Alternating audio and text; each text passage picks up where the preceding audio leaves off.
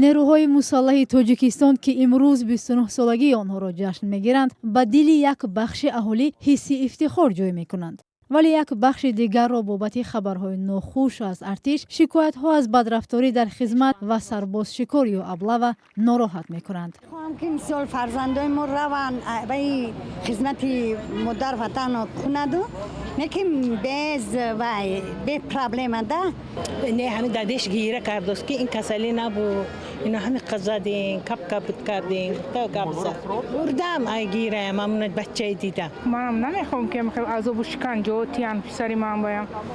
ما هم مادرها میخوایم که فرزندامون همین جای نقض ده باشن و سلامتیاشون ساز باشن.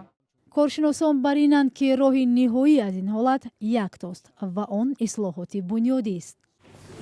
کشورهایی که معمای دیدافشین را پورا برهم دادند، آنها با سیستم خدمت حربی حتمی دست کشیدند با فایده خدمت حربی اختیاری، یعنی در اساس شرطنامه.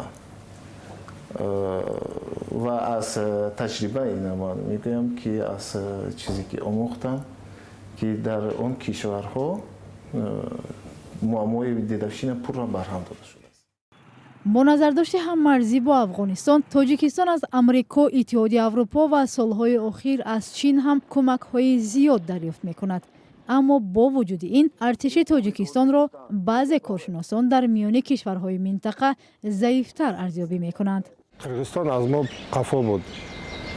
لیکن چطوری که گفتم در دوام همون سال گذشته 6-7 برابر زیاد کرده است.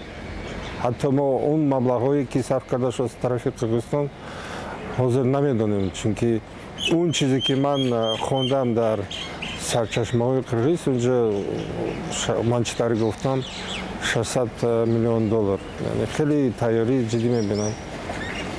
البته ما باید تیاری ببینیم نه برای جنگ، لیکن برای برابری.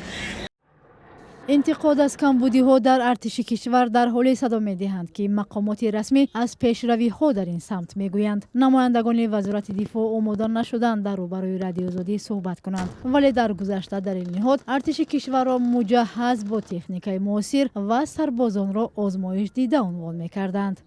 تاجیکستان به فرق از همسایه کشورهایش که پس از پاشخوری اتحادیه شوروی همه اسلحه و مهماتی در قلمروشان قرار داشته را به میراث گرفتند، چیزی نگرفت.